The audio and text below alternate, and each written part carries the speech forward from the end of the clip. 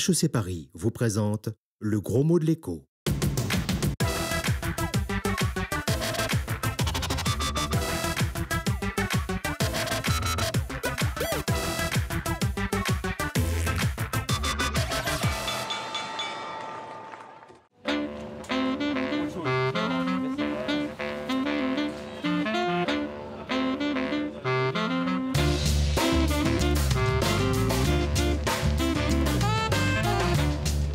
Bonjour et bienvenue dans le gros mot de l'écho, l'émission bilingue français charabia économique. Nous voici au marché Poncelet, à 2 pas des Champs-Élysées.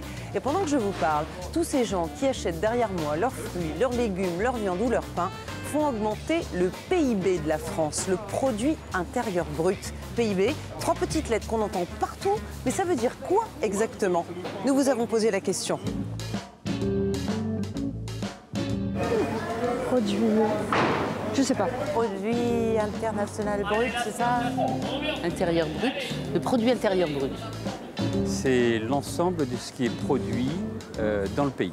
On mesure la richesse d'un pays à son PIB, en gros, hein, c'est ça, voilà. Le PIB ne prend pas du tout en compte le développement humain et social. C'est très restreint. Vrai ou faux? Cette semaine, notre expérologue en PIB, c'est Éric Heyer, directeur de l'OFCE, l'Observatoire français des conjonctures économiques.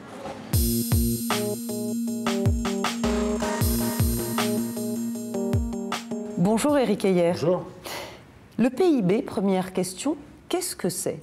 Le PIB, c'est la production intérieure brute, c'est-à-dire c'est toute la production de tous les agents économiques dans un pays, qui soit étranger ou national. Donc ce n'est pas une question de nationalité, c'est la production dans un pays. Et donc cette production, ça peut être soit celle d'une entreprise, soit celle d'un État, soit celle d'un ménage. On additionne ces valeurs ajoutées et on en déduit un PIB.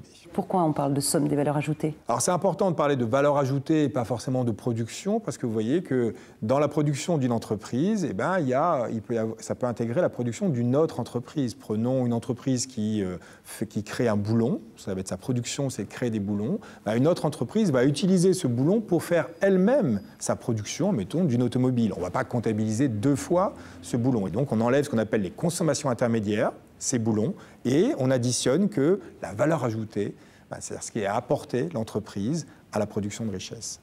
À quoi ça sert de calculer le PIB? On essaie d'avoir l'image la plus précise de l'état d'un pays pour pouvoir soit le comparer aux autres pays, puisque la comptabilité nationale est la même et les normes sont les mêmes dans tous les pays, et savoir est-ce que d'abord on produit plus qu'ailleurs et est-ce qu'on produit plus ou moins qu'avant, c'est-à-dire que sur l'année précédente, pour savoir si on est en croissance économique, c'est si on produit plus, ou si on est en récession, lorsqu'on produit moins.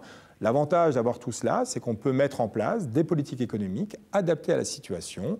Lorsqu'on est dans une situation qui accélère en termes d'activité, les préconisations de politique économique ne sont pas les mêmes que lorsque l'activité décélère.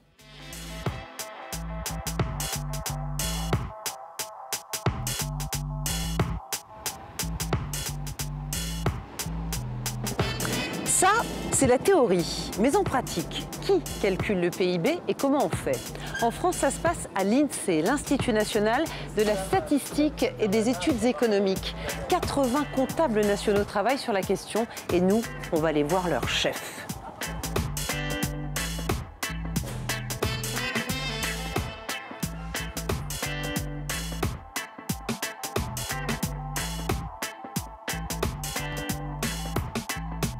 Donc c'est ici que vous calculez le PIB, sur ce bureau? C'est à cet étage, effectivement, qu'on calcule le PIB pour toute la France, à partir de tas de données qu'on reçoit. On cherche vraiment à caractériser l'activité qui est autour de vous, d'une très grande entreprise qui produit des avions comme Airbus, aussi bien que de la boulangerie du coin. Donc on comprend bien que le PIB, c'est la somme de toutes ces valeurs ajoutées, de la grande entreprise au boulanger. Maintenant, si on veut comparer d'une année sur l'autre, et reprenons notre boulanger, comment être sûr que c'est lui qui produit plus, ou est-ce qu'il est victime, par exemple, de l'inflation, de la variation des prix? Eh bien, si on voit que son chiffre d'affaires, ses ventes ont augmenté de 10%, on va utiliser les enquêtes sur les prix pour savoir comment évolue le prix de ses produits, le pain notamment. Si on voit que le prix du pain a augmenté de 3%, eh bien on va dire, en fait, sa production en volume, a augmenté de seulement 7%. Donc la différence entre 10% d'augmentation des ventes et 3% de hausse des prix. Et puis il y a carrément des dimensions très qualitatives. Le bonheur intérieur brut, par exemple, le bien-être qu'on a à vivre dans un pays, ça, le PIB ne peut pas le mesurer. Non, le bonheur, ce n'est pas dans le PIB. Encore une fois, c'est un indicateur d'activité. Et on peut être très heureux en travaillant et ne pas être heureux en travaillant, c'est rien à voir. Alors, si on veut avoir des idées sur le bonheur, après il faut utiliser d'autres indicateurs pour compléter l'approche et pour avoir un message plus complexe, plus précis que ce que dit uniquement le PIB, qui vraiment est centré sur l'activité. Ça va? Vous avez suivi? C'est que c'est des maths, hein, le PIB. Alors, si je résume, le PIB, c'est un peu comme une photo de l'activité économique. On capture pour une période donnée toutes les valeurs ajoutées produites dans un pays. Exemple, le boulanger. Sa valeur ajoutée pour une baguette, c'est le prix de vente, 1 €, moins le coût de production, 70 centimes, qui nous font 30 centimes, en vous remerciant. Le PIB, c'est donc la somme de toutes ces valeurs ajoutées. Il peut être calculé à prix courant, c'est-à-dire se pratiquer au moment de la photo, ça, c'est le Polaroid. Mais on peut retravailler le cliché, sans la variation des prix pour comparer d'une année sur l'autre, ou sans la variation des monnaies pour comparer d'un pays à l'autre. Mais le PIB reste un cliché flou. Le travail domestique, le travail au noir, le bénévolat sont invisibles sur la photo. Sans parler d'aspects plus qualitatifs de l'économie. La santé, le bien-être, le bonheur, eux, ne sont même pas dans le cadre. Voilà, c'est la fin de ce gros mot de l'écho. Si vous voulez en reprendre une petite tranche, c'est derrière moi, ou sur notre site internet, sur notre page Facebook, par Twitter pour vos questions, vos suggestions. Portez-vous bien et à la semaine prochaine. HEC Paris vous a présenté le gros mot de l'écho.